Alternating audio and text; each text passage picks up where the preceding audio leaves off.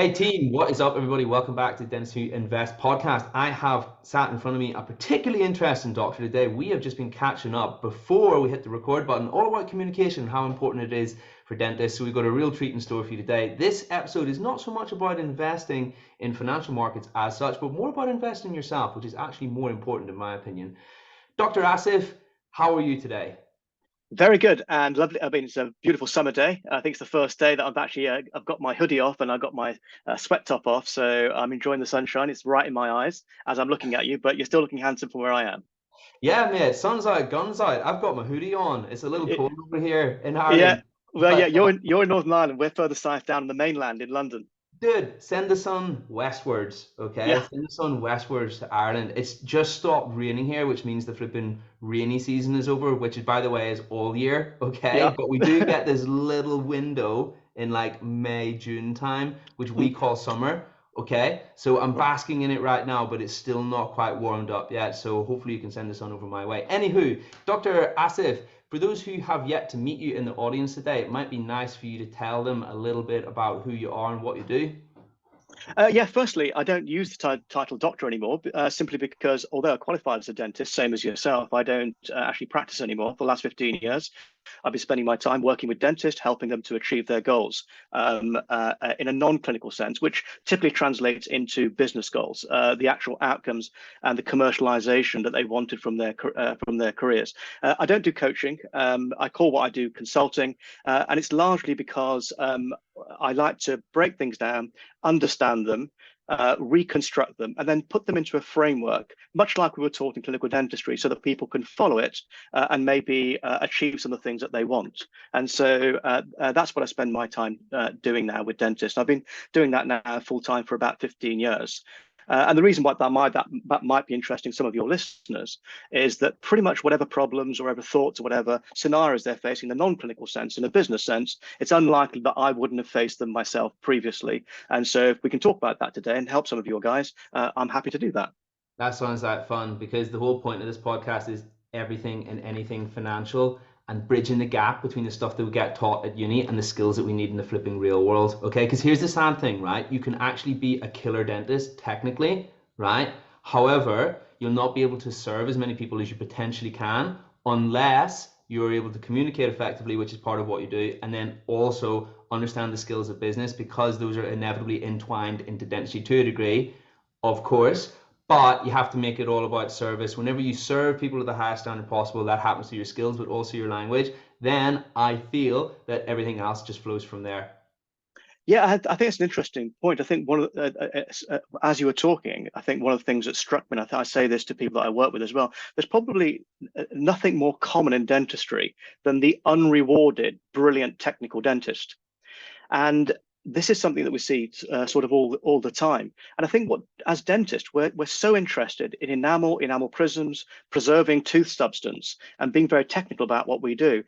And especially if you're very good at that, it may blindside you from the other skills that you need in order to be successful in whatever you mean by successful in your career.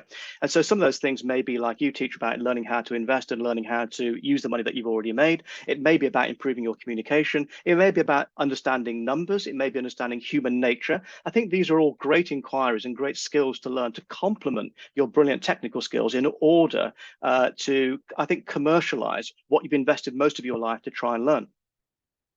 Awesome. And you know what? Whenever I listen to you talk, I'm reading between the lines and I'm sensing that there is probably a great story there that allowed you to have those epiphanies. Because here's the thing about every single entrepreneur, it's always wrapped around some sort of moment where they had a realization in life, where they realized what they didn't know, they learned it, and now they elevate those around them to help them get to that position. Yeah, well, the story that comes to mind, and I hope it's relevant to your audience, but it's the first day that I started general practice. So I finished FD. I did a year in the hospital as an SHO. Then I started in general practice, and I worked for a fantastic guy, a lovely guy called Mr. Sharma. And he said, "You can come to my practice. You can do 3 or 4 days a week. Tell me what you need, and here's the surgery. We've got plenty of patients. Go and make some revenue and do some nice dentistry." He knew the people at the hospital that I was working with, so we had some association that way. And off we went. On the first day, I remember remember sitting down. It was a paper. It was a paper practice, and they put 14 or 15 record cards right along my countertop to let me know that on day one at 9 o'clock, I've got 14 patients waiting, and this is something that I should be really happy about. And as the day went on, this pile of record cards never went down. It was always like 14 or 15 cards waiting. Some of them emergencies, some of them were checkups, some of them were treatments prescribed by some other dentist that I'd never met because it was my first day. So I was absolutely knackered on the end of my first day. I was shattered. I think I went to bed about 6:30 and woke up literally, I think 6:30 the next day. I was so tired. And I went back in. At the end of the first few days, I actually spoke to Mr. Sharma. I said, why are we working like this? And he said, well, what do you mean? And I said, he said, this is how everybody works. And I said, well, it doesn't make any revenue. Plus, it's really tiring, and it's just not going to work for me. So he said, look, just do whatever it is that you want to make yourself happy. So I actually trained my own nurse. I trained my own receptionist. I cut down the number of patients, the restricted number of patients that I was seeing. I classified different kinds of treatments in different kinds of slots. I made sure my exam was slightly longer so I can get to talk to people. And within 3 months, I was actually earning more than Mr. Sharma. So he said, why don't you show me what you're doing? And so I showed him what I was doing, and he had the same results. He said, what other ideas have you got? So I said we could expand the practice. And on the back of an envelope, we drew it all out and we expanded the practice. During all this time, can I just say, he didn't pay me. And I never asked for any money. It was just that we were friends and we got on. And it was just brilliant building things. Now, the funny thing is that by doing that, his friends and my friends heard about what we were doing because they were curious. And from there, I got referrals and I got people asking me to do that kind of work. And after a few years, I realized quite early on in my career, I was making more revenue from actually helping people with explaining this kind of stuff than I was from actually doing dentistry, which is why I ended up doing this full time. And I think the epiphany that you were talking about is if it doesn't feel right and it doesn't sit right with you, then it's okay to question it, make an inquiry, because there's typically a better way of doing it. And I think that I then just applied that to absolutely everything. I applied it to the exam, I applied it to a day list, I applied it to nurses, I applied it to dentists, I applied it to practice managers. And all I wanted to do was try and make sense of what was going on. And I think by doing that and pulling on that thread, I ended up running courses and having a client base and doing the work that I do, which is, as you know, we were talking about earlier, James, entirely by referral. And it's really satisfying because when people come to see me, I haven't asked them to come and see me. They've made their own inquiry. So it's a really pleasant relationship because I know that they're after something and they've done their own homework before they've come to speak to me. So it kind of gets me out having to spend a lot of my time on marketing and building a profile. I could spend that time just with the people I'm working with and helping them out. That's awesome. Well, you know what springs to mind? A little lesson I learned about business ages ago, which is there's actually 3 parts to every business. Mm-hmm. No matter how complicated, no matter how simple, right? Whether you're flipping Coca-Cola, whether you're a dental practice, or whether you're a lemonade stand, right? You have 3 components to your business. Number 1 is marketing. Number 2 is sales. Number 3 is your product, right? So marketing is how you spread awareness, right? Mm-hmm. How do lots of people go about marketing? TV adverts, Instagram content, however they choose to go about that. There's lots of ways. It's basically just raising awareness. Anything that raises awareness in a positive way is your marketing, right? Middle part, sales. Sales is the sales, if you want to use that term, because not everyone likes that term, okay? But let's say, in lieu of a better word today, let's say that that's the name for that part of the process. What it actually is describing the value of what you do and relating it to the needs and wants of the individual to find whether or not you're a good fit. That's how you communicate properly, right? That's what that process is, right? So there's that part of the business, because you don't want to say yes to everybody, no matter what your business is, right? If you genuinely can't help someone, you can't take money from them, can you? Yeah, right? Fair enough. Yeah. Right. Then when you shook hands on that, that's like the deal side of things, that's the agreement. Then you serve them on the product side of things, so you give them what they want, right? And as long as you give those people loads, then you'll always have happy customers, right? But you just have to figure out a way in which you can do that repeatedly, and then you have a business, right? So it's always those 3 components. But think about it like this: if your product is so good that whatever someone invested in you, you give them many multiples of that investment back, that it's just the most unbelievable deal in the world, and you can do that repeatedly. That's the hard part, by the way, product market fit. If that is so good and it's such a good deal, those people will tell their friends, and then they'll tell their friends, right? And then it grows in this quadratic way. So that's how you know the product's really good, okay? Because then you don't need marketing, right? Yeah. Boom. And Yeah. when someone told me that, I was like, whoa, I get business now on just the most simple, easy, fundamental, relatable level. And that's one of my favorite things to share about the world of Yeah. entrepreneurship business. Yeah, so I completely agree. There's nothing actually more powerful than product market fit, which shortcuts the entire three things that you said. So you've got marketing, you've got sales, and you've got product. But if you can make the product fit the market, so you're giving people exactly what they want, how they want it, at the price they want it, then it becomes much, much easier. If you haven't got a good product market fit, you have to spend a lot more money on marketing. You have to spend a lot more time on sales because you're trying to convince people because the product isn't quite there. And so I think spending as much time as you can honing that product so that it's absolutely what people want. And as you said, go slightly above and beyond what people want, gets you out of having to do lots of marketing and having to do lots of sales. And interestingly, I think this applies to dentists and dentistry and dental practices, because most of the people that come to visit dental practices live in the same geographical area. They don't look online and come from Netherlands or from Newcastle. If you're in Northern Ireland, they're going to come probably most likely within a 5-mile radius of that dental practice. If that's the case, they already know the dental practice exists. They're aware of it, and they are already probably got some idea of the reputation of that practice. So having that product market fit for a dental practice means looking after the patients that we've got and letting those patients do word of mouth. I think that is the most powerful way to grow a dental practice. Even practices that I've seen that are using social media and using content as a way of growing and improving their practices. If you actually pull the hood up and look at what they're doing, it's still largely word of mouth that's driving it. The content in the social media is increasing the case size. It's increasing what the patients can expect from the practice. It doesn't typically increase the numbers of people coming to the practice in the first place. I think that's an important distinction.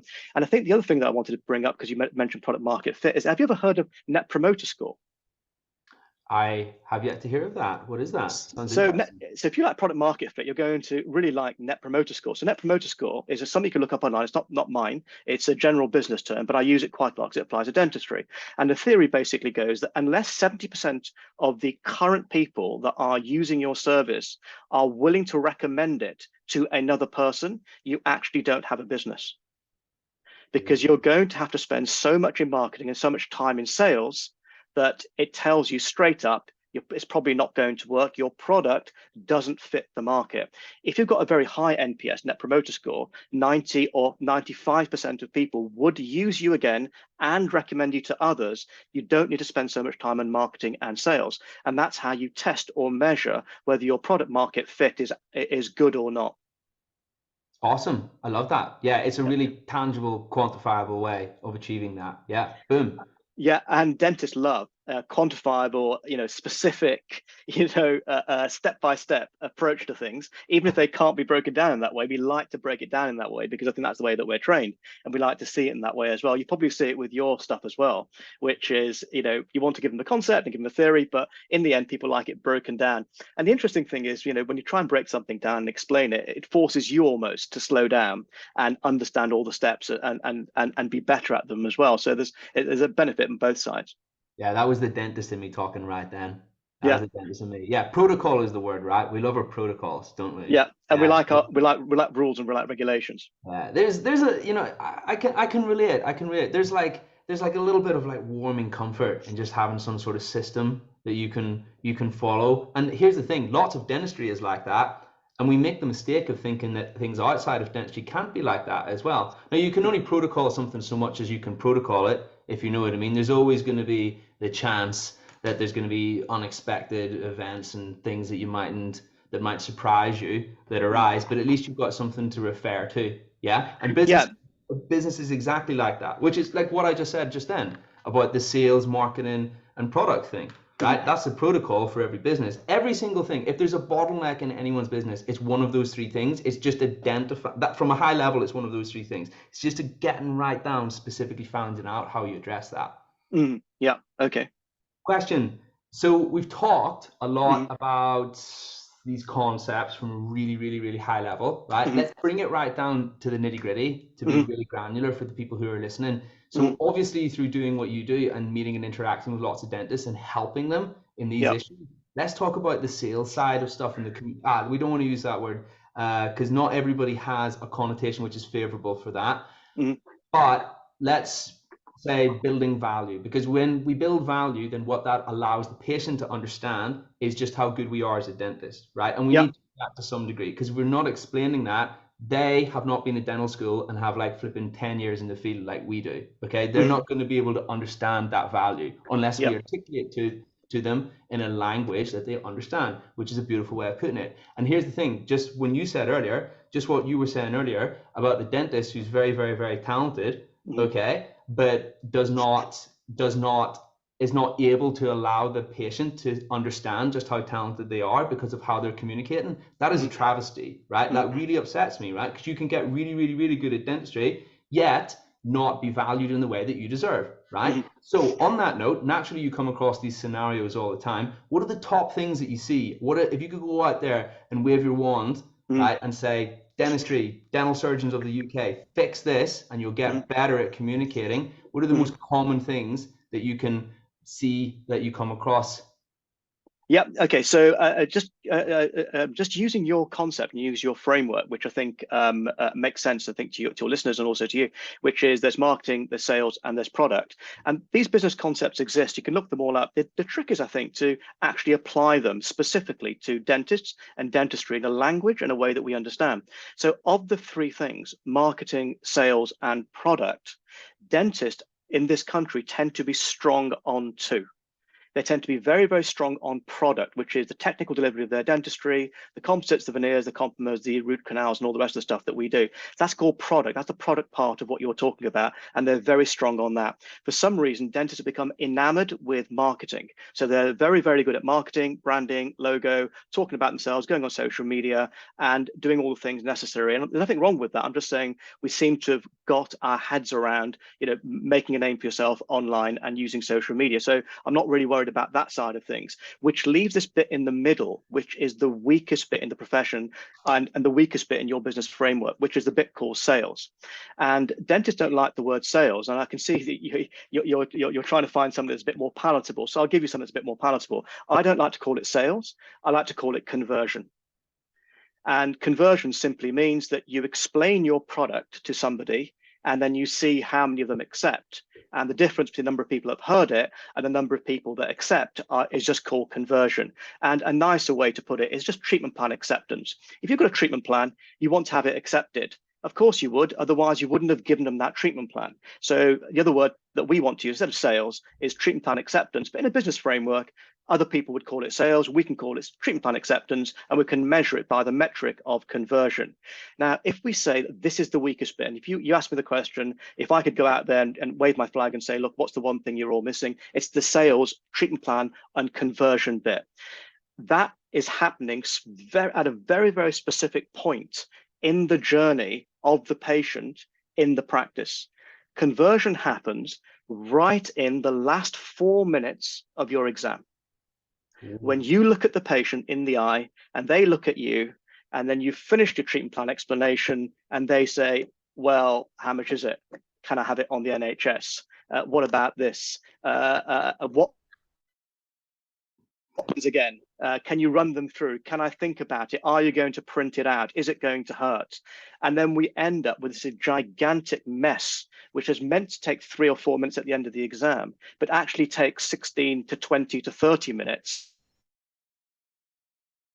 So there's no way that a dentist can offer those kind of explanations and that kind of service to absolutely every patient that comes in. They can't spend 20 minutes trying to convince each patient. So it puts them in a really awkward position, which is if they know that most patients aren't going to be able to understand what it is they're saying without a 20-minute explanation at the end, they're forced to start considering at the beginning of the exam whether this is the kind of patient that deserves my full fat explanation or not. And so we then end up having to guess which patients have to have this long explanation and which one doesn't. And all of this is because at the end of the exam, when we're having that sales conversation, that treatment plan conversion conversation, that treatment plan acceptance conversation, The dentist has been obsessed with the technical side of doing the exam, and there's a whole communication that's occurring in the exam, and it's that the patient is saying yes or no to. It's unlikely they've fully understood the technical explanation. It's the quality of the communication that they're actually judging, not the technical work. And if you're very, very committed and very focused on your technical work, you may be missing, and you may have overlooked that the communication is the bit which is letting you down, not the actual technical bit. Just and I can see you nodding, and you probably don't want to interrupt me, but just probably it's worth saying at this point. When I've trained dentists about treatment plan conversion and acceptance, and let's say I've trained over 1,000 dentists, I always get them to self-assess their communication score out of 10 before they start doing any work. So I'll ask you, James, what do you think most dentists rate as their communication out of 10 before they are given any communication training? I have experience on this, right? Okay, I have experience on this. Most people are actually operating in this zone where they think they're good communicators, right? Now, I'm really intrigued to what you're going to say here, right? And for anybody who's listening, I have no idea what's going to come out of Asif's mouth yet, so I might make myself look really silly. But here's the thing. Here's what I experience, right? Most people rate themselves as about a 7 or an 8. Most people think they're good. Most people think they have a certain level of adeptness. And here's the thing, right? It's because it works for them, right? But the thing is, they don't know what they don't know, and they don't know quite how good they could be, right? And it's one of those things, if you did know, you would do it. So you're always going to rebound to the 7 or 8 level. Yeah. Interesting what you're going to say. Yeah, so it's almost exactly that. So they always rate themselves exactly 7 out of 10. And I think they're being polite. They actually rate themselves kind of 8 out of 10, but they're saying but they're saying 7 to be modest and just leave some room for tolerance and some room for humility. But really what they mean is, look, I'm not bad. And I know where that comes from. It's because in their current environment, their current patients, seem to quite like what they're doing. So you haven't got any negative feedback. So why wouldn't I be, sort of 7 out of 10? The next question is, are you getting the treatment plan acceptance, and are the patients responding to the type of treatments that you really want to do in the way that you'd like them to do, the way that you'd love them to respond? The answer to that is a little bit more shaky. So once we've gone through some communication training and we've broken the exam down into a series of steps, and we've gone through how the communication is happening whilst you're doing the exam, their communication and their acceptance literally, quite typically will double just by going through that kind of training. At the end of that training, I then ask them to assess and ask them to rescore what they thought their communication was at the beginning based on what they've learned now. Do you think the score still stays the 7?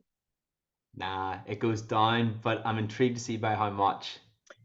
2 or 3 they rate themselves at. Wow, that much. Wow, Right. that's a big shift.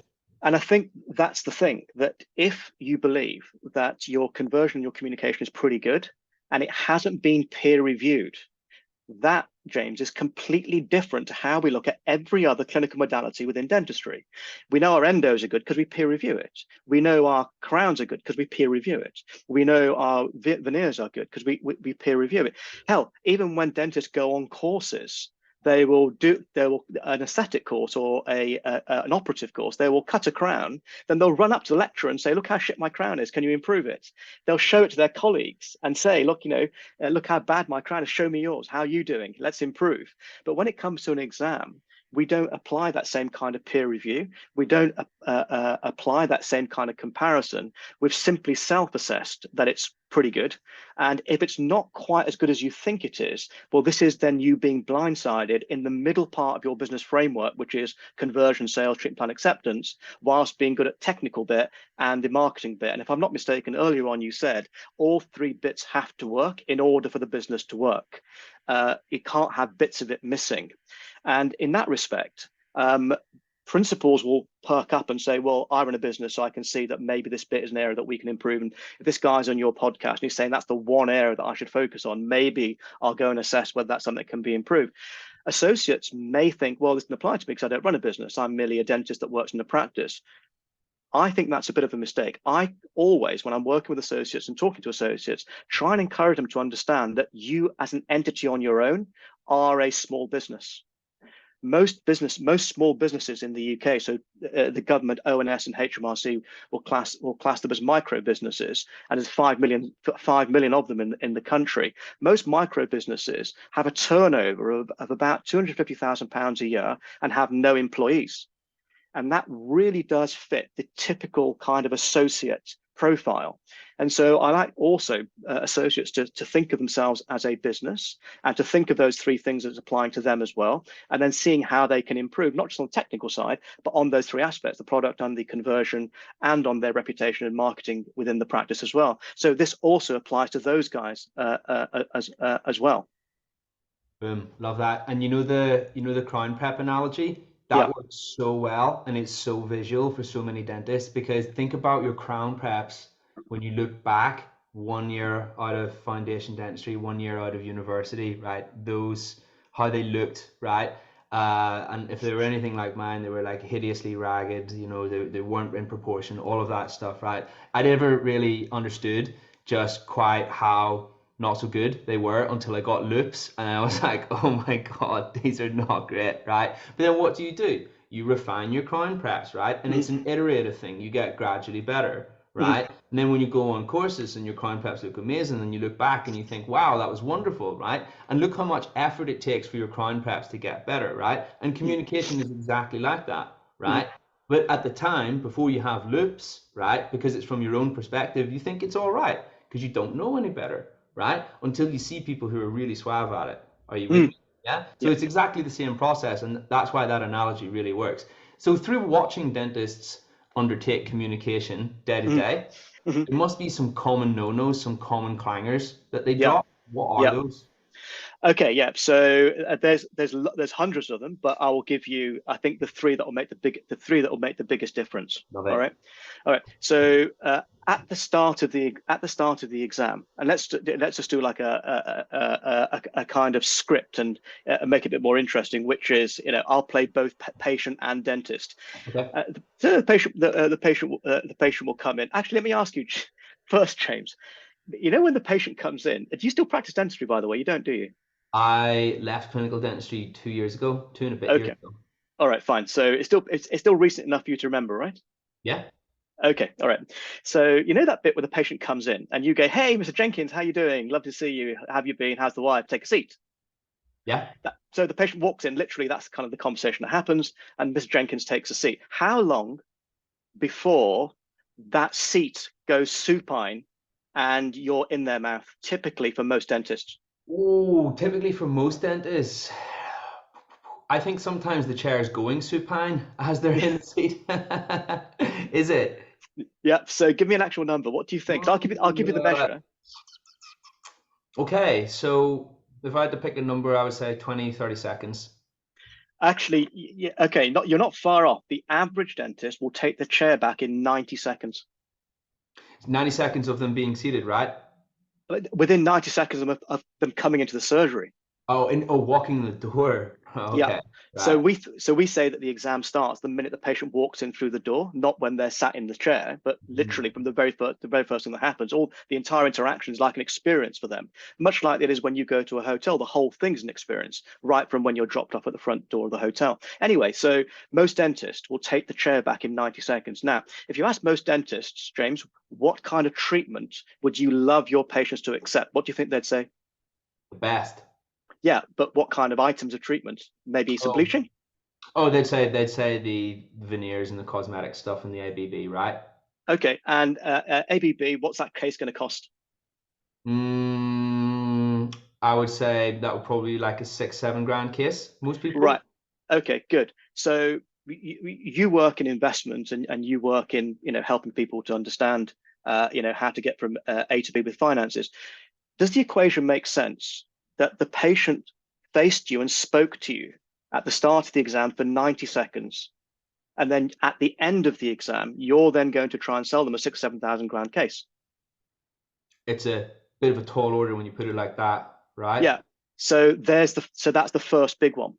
all right, which is at the start of the exam, you cannot be taking the chair back for any patient, including routine patients, in 90 seconds. Why? Because we simply haven't understood why it is that they're there. Now, I know some patients will say my tooth is hurting and we'll take them back. Some patients will say, I don't have any problems. We still need to spend some time talking and listening and understanding why the patient is here, because it takes a lot of effort for the patient to turn up. They've got to ring up the practice, speak to the receptionist, find a time, book the time, put it in their calendar, get in their car at that time, leave work, make excuses, try and find car parking, turn up, listen to your receptionist apologize because you're running late, listen to some magazines, and then sit in your chair to tell you there's absolutely no reason for them to be here. So there's a reason why they're there. All right, so we need to find out. So if they've got a problem, we need to understand how they're experiencing the problem, because if you're going to try and explain that the solution that you have for them at the end is 7,000 or 3,000 or 800 pounds, then they need to fully believe that you've understood their problem in the first place. And 90 seconds isn't long enough to do that either. And then some dentists will say, well, I can't do that because most of my patients are stable patients. I've looked at them for ages. So it's impossible to do that, Asif. How can I speak to them for 10, 12 minutes like you're saying? Because it makes no sense because they're all dentally stable. To which I would say, the kind of work that you want to do, and you mentioned ABB, which is I see that as well. Very it's a very popular thing for people to do. £6,000–7,000 case. Are you going to do that kind of case on an unstable patient with rampant caries, poor perio, irregular attender? Are you going to do those kind of cases on that kind of patient? The answer is probably no.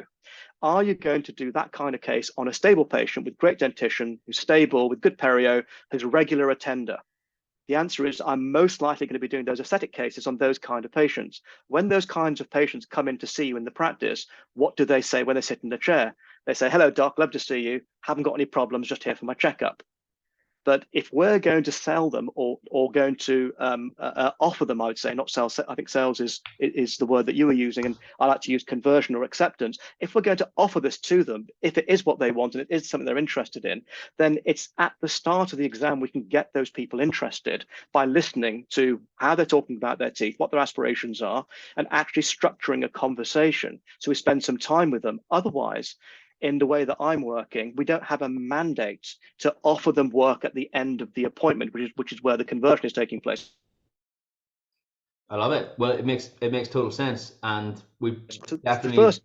So the first big one is the amount of time you'll spend talking to the patient at the beginning of the exam, whether or not they're here with a problem or they're here with no problem. That's a big differentiator between good and poor communicators. Love it. Boom. Right. The second one, it happens in the second part of the exam. So the exam is split up into three parts. There is the bit where we listen and understand what the patient wants. There's the bit in the middle where we actually do the dental checkup that you and I and your listeners were trained to do. And then there's a bit when we sit them back up and explain the findings of all those things. So there's three things that happen in the exam. And so the second big one, big mistake, is what happens in the middle of the exam. So in the middle of the exam, that's the checkup. And dentists love the checkup bit, the actual intraoral and the clinical and that side of it, because they can just be their technical dentist again. And so they'll say, listen, you seem to have a problem with your tooth. It seems to be keeping you awake. It seems to be hurting you. Let me take you back and have a look. And the idea is that I don't really know what the patient is saying, but when I get in there, I'll have a look. Once they get in there and they're doing the intraoral examination, the big mistake here is to believe that only the dentist, the operator, is extracting information from the patient. At the same time and at the same rate, the patient is extracting information about you. How you're going about the checkup. Is it in an orderly fashion? Are you hurting them? Is it making them wince? Are you using technical jargon?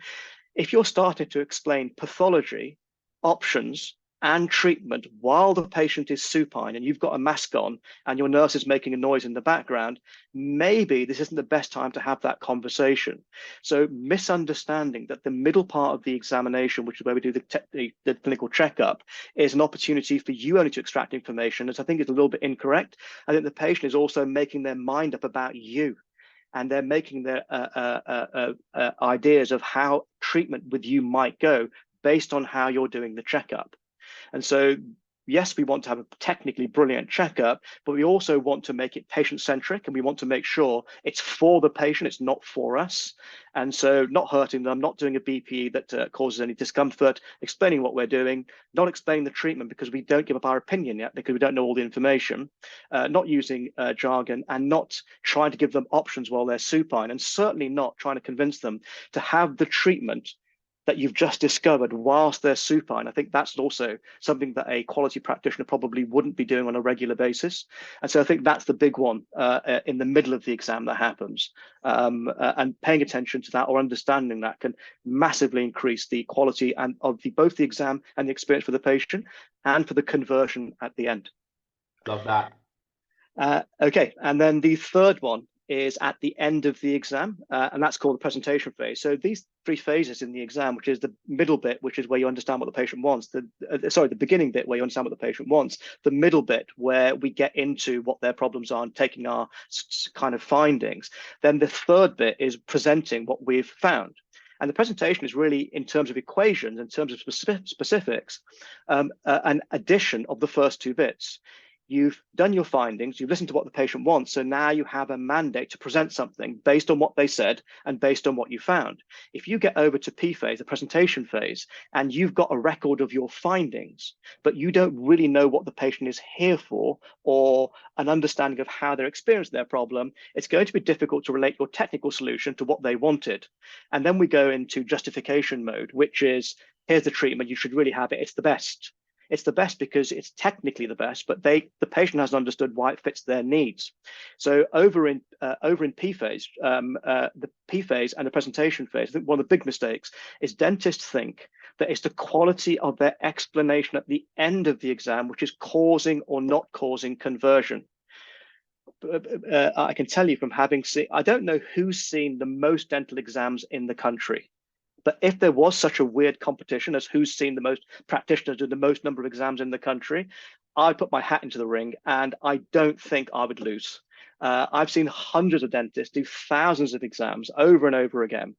So I can tell you with great degree of certainty that the end part of the exam is not the most important bit. That is where the problem is showing up, where you're getting the resistance from the patient and you're getting some weird questions and you're getting pushback, and it feels very undignified for the dentist because they're not sure whether now to carry on explaining and pushing or whether they should sit back and respect the patient's wishes.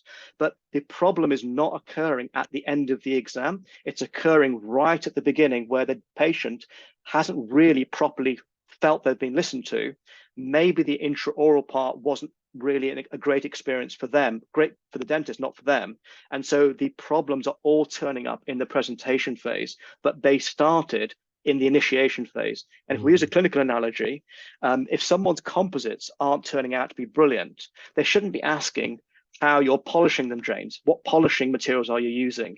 We probably need to go back and look at cavity design, because we all know that 70% of any restoration being successful is the cavity design. Once that's correct, everything else becomes much easier. So in a clinical analogy, we're trying to polish something that wasn't properly constructed in the first place. So I think the big mistake is to try and believe that what you're experiencing at the end of the exam in terms of what the patient is saying back to you about your treatment plan suggestion is where the problem is occurring. It's not happening there. It's the sum of the other two parts. Shall I give you one more? Yeah, bonus one. Let's do it. All right. Great. All right. And the other thing is worth working out is that this structure is massively predictable. It's happening every single time we do a checkup. So dentists think that they can sometimes think what they can do is get the patient in the chair, build some rapport. Hey, buddy, how you doing? How's your holiday? What you up to? And do all this kind of stuff. And then towards the end of the exam, then offer them a huge treatment plan. And based on the rapport, they're going to get the acceptance. Okay. Well, the rapport doesn't really make much sense unless it was a conversation about why they came in. So for example, if you went to see your accountant and he spent 15 minutes talking about you, about Liverpool Football Club, Manchester United Football Club, Premiership, how well Newcastle are doing, didn't talk to you about what you think about your accounts and how much tax you're paying, and then said at the end, I can offer you some management information services for $4,000 a year, you probably wouldn't really value the conversation about the football. You probably really want to talk about your taxes a bit more, right? Okay, so that rapport is useful, and it certainly doesn't cause any problems, but but thinking that's the same as understanding why they're having the communication, having the base on which to operate the exam is probably not quite right. So that rapport at the beginning doesn't really work, and trying to get that rapport at the end probably doesn't really work as well. I think what the patient is after is someone that's very, very good at their communication, because you're trying to get the patient to understand that something that's quite technically difficult, and in that respect, at the end of the exam, there's always a few things that we have to cover off for the patient. We have to give them options. It's our medico-legal requirement to give them options. We have to give them risks. It's our medical legal responsibility to give them risks. We have to give them a recommendation. It's GDC standard 3.1.3. You have to give them your recommendation. And you also have to get consent. So there's quite a lot of stuff happening at the end of the exam. And if you're having to do those for every single patient and every single case that you're doing, I think it's worthwhile for most of the people that are working as dentists and your listeners to try and get those 4 things in order. Because what I've noticed is that the patient will say, okay, that sounds pretty good, but it's expensive. What are my options? And then the patient, the dentist might say, well, we can do it not as a white crown, but we can do it as a porcelain, not as a ceramic crown, but we can do it as a porcelain crown. But there's risks with that. And then they'll go into risks. And then the patient is now leading the conversation, jumping between all the things that we have to do, which is options, we have to do risks, we have to do recommendations. And at the end of this, we have to get consent. And so trying to get those 4 things in order and separate them out is really, really useful. So it sounds a bit more like this. I've listened to you, you've got this problem. I've checked your teeth, here are your x-rays. Now, based on what I've seen, I've got some really fantastic recommendations for you, some options. And of the options I've got for you, which are 3, which are the ones I'm going to put forward first, I'd like to explain them to you. And then once I've explained them, I'd like to explain which one I think is the one that you should go for. I'll then explain the costs, and then you can talk to me about that. And then based on what you've understood and what you'd like to do, I'll explain the risks that go along with it, because not everything is guaranteed, not anything is guaranteed in the biological system. We'll do our best to eliminate them, but it's my professional obligation to explain that to you. And then once you've done those things in order, you then have consent. And so when we're doing an exam, there's so many things that we have to do. There's time pressure. There's people pressure, there's UDA pressure, there's commercial pressure, there's regulatory pressure, which is one of the things that I'm bringing up now. And all of this has to happen simultaneously in that 18, 20, 30-minute examination. There's an awful lot of stuff to manage in terms of layers of information and layers of process. And there's an awful lot of stuff to communicate in order to get the patient from A to B. A to B smoothly.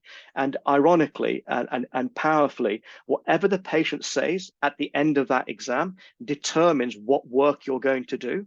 And that's going to determine what you're going to earn, what you can reinvest in terms of courses, and therefore define your entire career. So that checkup is not easy. That checkup is not straightforward. And that checkup and what they're saying at the end of that checkup, the end of your communication, is actually a career-defining conversation. And that's why when you ask me the question, if you could run around a profession saying, what's the one area you should focus on? Is it product? Is it sales in your words? Or is it marketing? I've hopefully made the case that it's the sales, treatment plan acceptance, conversion bit that we could be way, way better at. And once dentists are trained, they're absolutely brilliant at it. And they have a much more satisfying experience in the practice for themselves and for their patients, which is the most important thing. I agree. Thank you so much for sharing all of that. The crown prep analogy really, really, really worked because it's super visual, right? And you can picture your old crown preps and then your new crown preps, and communication is just exactly the same. It's those old crown preps from back in the day versus the tabletop, beautiful Emacs, flowing onlay preps that you do later in your career. I love that. Very, very, very visual. Where can people find out more about yourself, Asif? Yes, so as I said, I accept all my delegates and all my clients from referral. It's just the way that I've grown my business. It's not any other reason. So you can get to the referral page, landing page, to learn about the exam cycle or anything else you want to contact me. I think if you Google the exam cycle PYP, just type those words into Google, then Squadron Strategy or Squadron Business, which is the name of my company, will come up. There's a landing page. You can put your name down for an intro. There'll be a 2-hour webinar every month where I explain in a bit more detail about the exam and some of the concepts we discussed today. And at the end of it, if you're interested and you think you're appropriate and you like the kind of stuff that I say, you can sign up to the course. And if not, then that webinar that I'm doing is not a 2-hour sales pitch. I'm actually teaching you about the exam and the importance of the exam and some of the stuff that we discussed today. And so the idea that I have with that webinar is that if you like the way I teach you in the webinar, you're probably going to love the course. And if you don't like the way I teach you in the webinar, then no, you're not going to like the course. So then we can part company that way. So if they Google the exam cycle PYP and Squadron Strategy or Squadron Business will come up, then that's the landing page to hit for me. Lovely stuff. Thank you so much for your time today. Many words of wisdom imparted today, many pearls, many gems. It was extremely fun to take part in it, and I know that there'll be a lot of value for the listeners. Thank you so much, my friend, and we will speak super soon. Okay, James, thanks for having me. Lovely to meet you again, and look forward to seeing you soon, buddy. Take care. Awesome.